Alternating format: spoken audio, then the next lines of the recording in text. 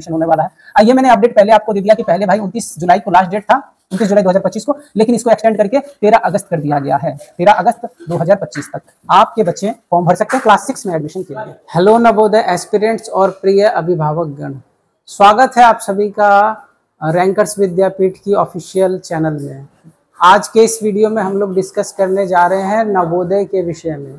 आखिर क्या होता है नवोदय, कौन से बच्चे इसके लिए पात्र होते हैं, और नवोदय में एडमिशन हो जाने के पश्चात कौन कौन सी जो है आपको सुविधाएं मिलती हैं, क्या पात्रता होती है इसकी, क्या है इसका सिलेबस, इन सभी चीज़ों की जानकारी का विश्लेषण इस आज के वीडियो में हम लोग करने जा रहे हैं। चलिए इन्हीं कथनों के साथ आज का ये वीडियो शुरू करते हैं। मैं हूं अनंत विजय और आप देख रहे हैं रैंकर्स विद्यापीठ चैनल।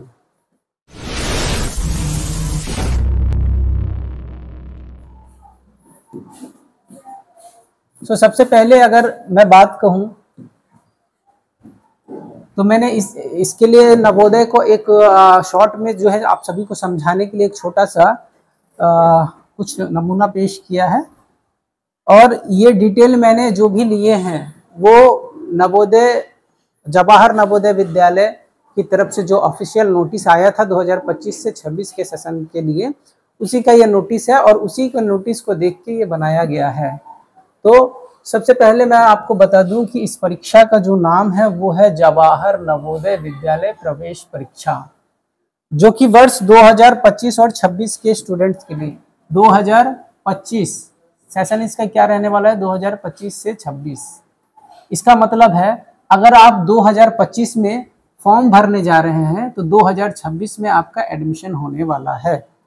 ठीक है, क्लियर है आप सभी को। सबसे पहले हम लोग इसका विश्लेषण करते हैं कि आखिर नवोदय विद्यालय होता क्या है। तो आप सभी को परिचय में देख रहे हैं क्या लिखा गया है, आप सभी को दिख रहा है। परिचय में लिखा हुआ है भारत सरकार द्वारा संचालित कक्षा 6वीं से 12वीं तक निःशुल्क आवासीय विद्यालय है। तो मैं आप सभी को बता दूं कि ये भारत सरकार द्वारा एक समिति बनाई गई, उस समिति का नाम था जवाहर नवोदय विद्यालय समिति। ठीक है, और इसी समिति के अंतर्गत जो है एग्जामिनेशंस लिए जाते हैं और इसका जो प्रारूप रहता है, इसका जो योग्यताएं रहती हैं, इसमें जो पात्रताएं रहती है वो आप सभी को आगे देखेंगे। बात करूं इसके पात्रता की, तो पात्रता में आप सभी को देख रहे हैं कक्षा 6 में एडमिशन के लिए आप सभी को और कक्षा 9 में एडमिशन के लिए दोनों सेपरेटली रूप से बताया गया है क्या करना होगा, कितना उम्र होना चाहिए, ये सभी बताया गया है।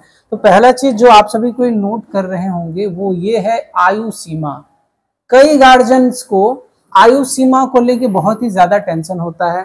कई जगहों पे जो है अलग आयु सीमा बता दिया जाता है। आयु सीमा होता क्या है? आयु सीमा एक आपका पात्रता है कि आपके जो बच्चे हैं, जो भी क्लास 5 में अध्ययनरत हैं, उनका उम्र क्या होना चाहिए इस फॉर्म को भरने के लिए, इसी को आयु सीमा बोला जाता है। तो आप सभी को देख रहे हैं यहाँ पे जो आयु सीमा दिया गया है वो कक्षा 6 में एडमिशन के लिए 9 से 11 वर्ष का होना चाहिए।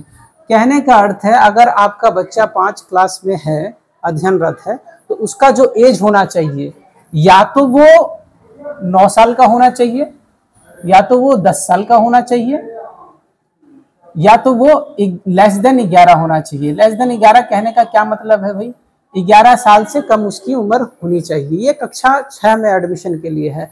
और न्यूनतम इसकी उम्र की मैं अगर बात करूं तो न्यूनतम उम्र जो है 9 साल है, और जो अधिकतम उम्र है वो लेस देन 11 साल, यानी 11 साल से आप अधिक नहीं हो सकते। अगर 11 साल से अधिक आपका उम्र हो गया है क्लास 5 में, तो आप इस फॉर्म को भरने के योग्य नहीं कहलाइएगा।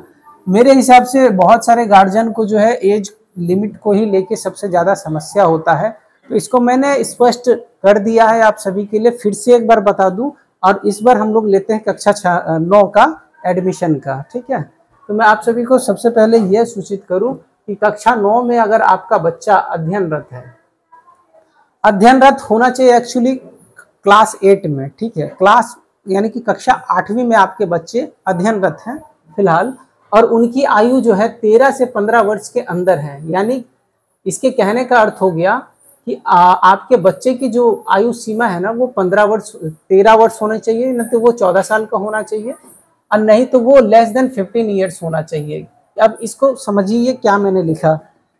ये मैंने लिख दिया कि आपका जो बच्चा है, जो भी आपका बच्चा 9th क्लास में एडमिशन चाहता है, नवोदय में एडमिशन चाह रहा है, लेकिन 9th क्लास है, उसका जो है आहर्ता, तो यहाँ पे आप देख पा रहे हैं कि यहाँ पे लिखा गया है स्पष्ट तौर पे कि आपका जो बच्चा है ना वो या तो 13 साल का होना चाहिए, ठीक है, या तो 14 साल का होना चाहिए, या वो 15 से कम का होना चाहिए। कहने का मतलब है उसका जो न्यूनतम आयु है ना, मिनिमम जो एज है, मिनिमम एज उसका 13 ईयर्स होना चाहिए। 13 ईयर्स यानी 13 ईयर्स से अगर उसका एज कम है, मान लो कई बच्चे जो है 12.5 साल में ही 8 क्लास में चले गए, तो वो जब तक उसका 13 साल पूरा नहीं होता है तब तक वो फॉर्म नहीं भर पाएगा।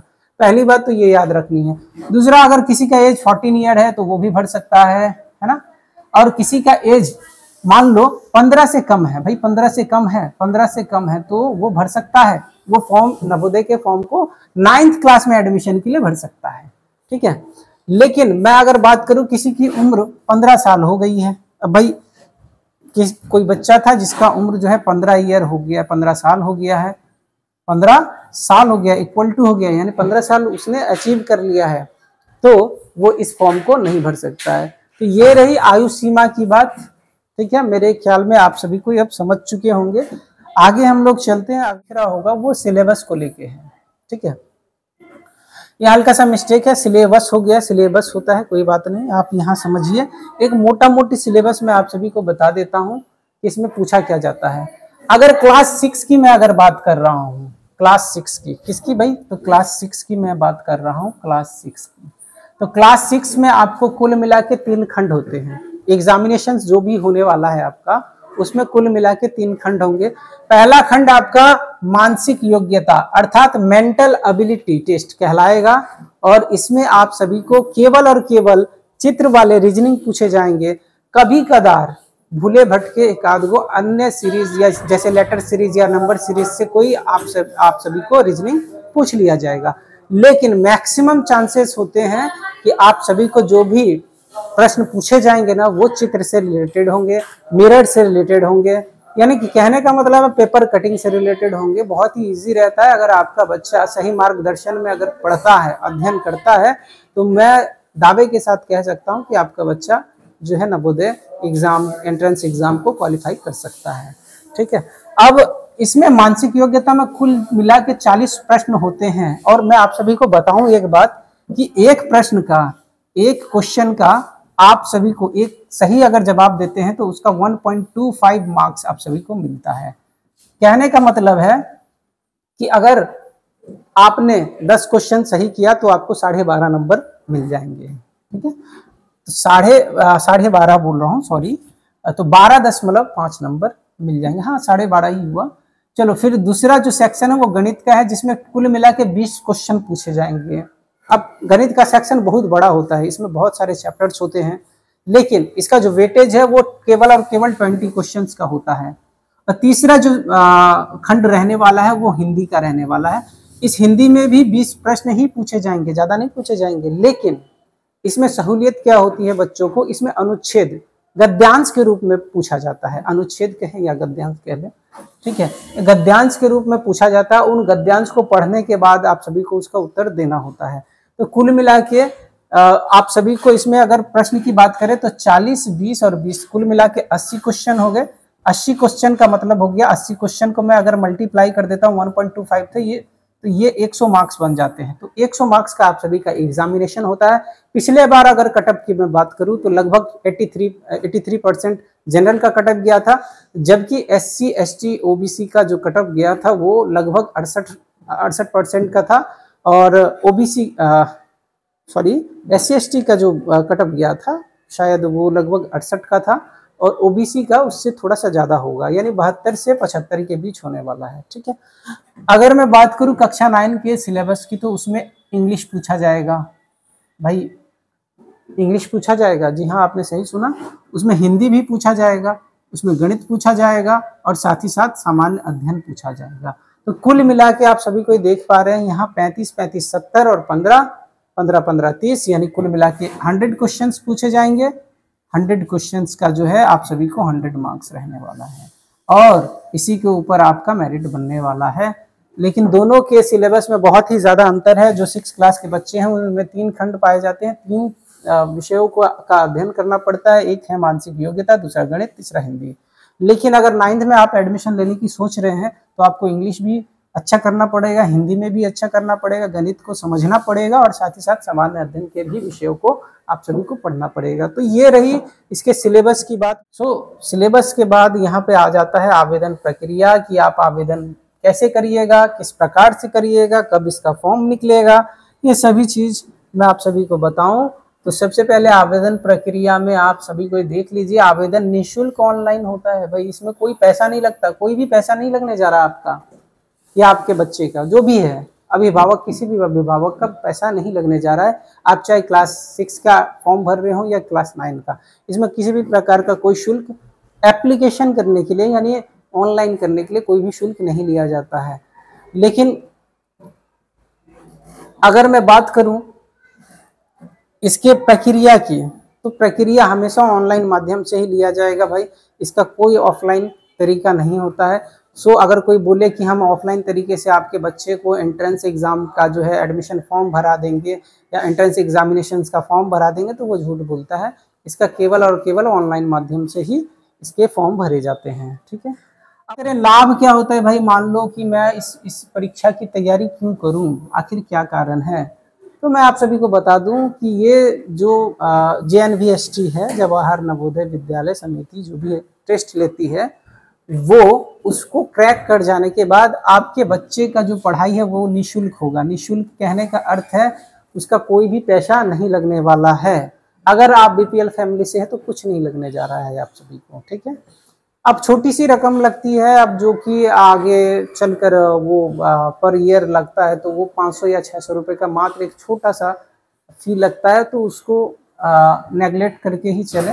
उसके बाद छात्रावास मिल जाता है, जहाँ रहेगा आपका बच्चा, जिस भी विद्यालय में उसका एडमिशन होगा वो रेसिडेंशियल होगा। रेसिडेंशियल कहने का अर्थ है वहीं पे रहेगा, वहीं पे खाना उसको मिलेगा, प्रॉपर पढ़ाई दिया जाएगा, उसको बहुत सारे क्रियाकलाप कराए जाएंगे।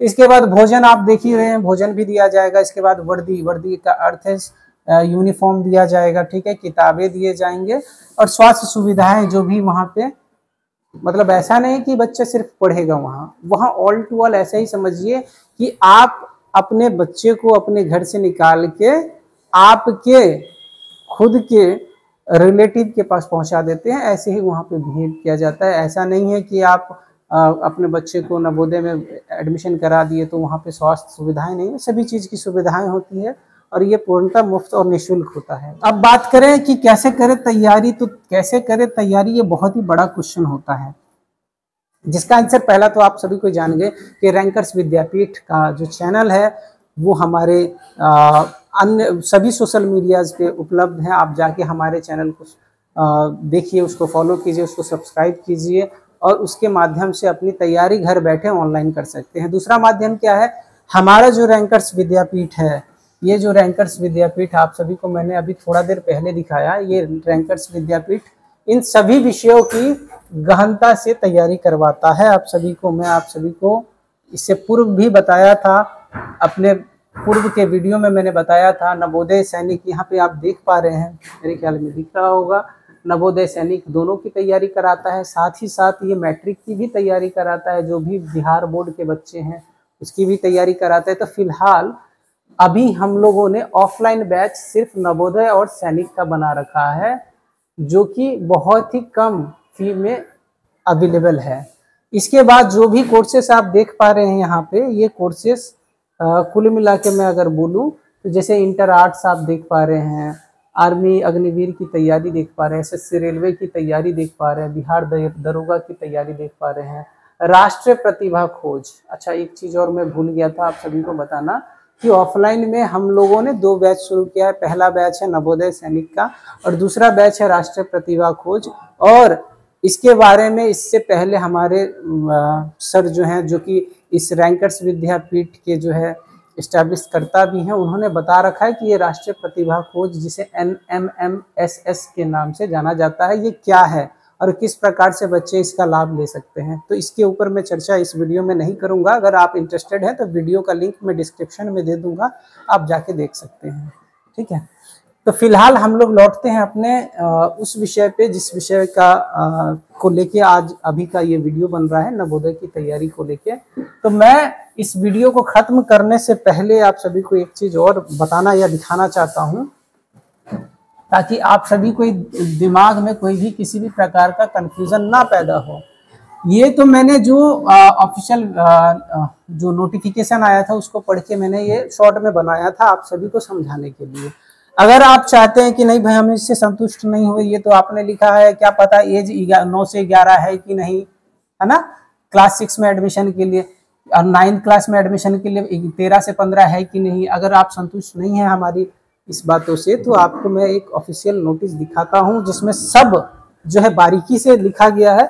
लेकिन मैं उतने सारे चीज़ों की चर्चा इस वीडियो में नहीं करूंगा, वीडियो बहुत ज़्यादा बड़ा हो जाएगा।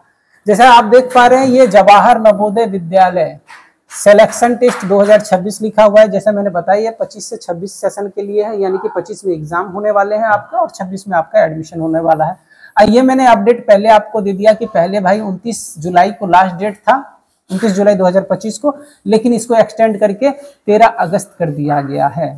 13 अगस्त 2025 तक आपके बच्चे फॉर्म भर सकते हैं क्लास 6 में एडमिशन के लिए। ये जो है मैं आपका जो ऑफिशियल नोटिस है, जो भी प्रोस्पेक्टस है जवाहर नवोदय विद्यालय का, वो हमारे इस वीडियो के डिस्क्रिप्शन में बहुत सारे ग्रुप्स का लिंक दिया गया, उसी ग्रुप में मैं आप सभी को सेंड कर सकता हूँ, जहाँ पे आप जाके डाउनलोड भी कर सकते हैं। तो मेरा ये कहना है कि अगर आप सीरियस हैं अपने बच्चे के करियर को लेके, या आप चाह रहे हैं कि मेरा बच्चा सचमुच जो है नवोदय की तैयारी करे, अच्छे से तैयारी करे और इन फ्यूचर नवोदय विद्यालय में जाके पढ़े भी, ठीक है, तो आप हमारे कोचिंग संस्था जिसका नाम रैंकर्स विद्यापीठ है उससे जुड़ सकते हैं। रैंकर्स विद्यापीठ जो आवासीय कोचिंग सेंटर है वो चला रहे हैं मक्खा तकिया नौगछिया में, जैसा कि आप सभी को एड्रेस भी देख पा रहे हैं, मक्खा तकिया नौगछिया, ठीक है। तो नौगछिया के जो भी व्यूवर्स हैं या जो भी नौगछिया में रहने वाले हैं, एक बार तो जरूर आके आप हमारे इस कोचिंग संस्था को विजिट कर सकते हैं, जहाँ पे फुल्ली स्मार्टली डिजिटल बोर्ड के माध्यम से एक सिस्टमेटिक वे में बच्चे लोग की तैयारी कराई जाती है। आई होप आप सभी को जब आइएगा तो आप सभी को यहाँ के सिस्टम को समझिएगा और देखिएगा कि हमारा बच्चा यहाँ सक्सेसफुल अवश्य हो सकता है। करने के बाद आप पूछ सकते हैं क्या सुविधाएं हैं, क्या कैसे हम लोग पढ़ाते हैं बच्चे लोग को, किन माध्यमों से पढ़ाते हैं, क्या फीस रहता है, ये सभी चीज़ का डिटेल आप सभी को जब आप संपर्क करिएगा इन दोनों में से किसी एक नंबर पे, तो आप सभी को इजीली प्रोवाइड कर दिया जाएगा। सो आई होप कि आपको ये वीडियो समझ में आया, क्लैरिटी तो कुछ हो ही गया होगा। एज को लेके बहुत ज़्यादा गार्जियनों में जो है हेजिटेशन होता है, मतलब माथापिची होता है, क्या एज रहना चाहिए, क्या एज होता है। तो कई ऑनलाइन करने वाले बोल देते भाई 11 साल के बाद भी हो जाता है एडमिशन, तो ऐसा नहीं है, है ना। 11 साल के बाद आप सभी के बच्चों का 6 क्लास में एडमिशन नवोदय में नहीं हो पाएगा। तो इन्हीं कथनों के साथ मैं फिर से आप सभी को बता दूं, इसी उम्मीद के साथ इस वीडियो को मैं करता हूं समाप्त।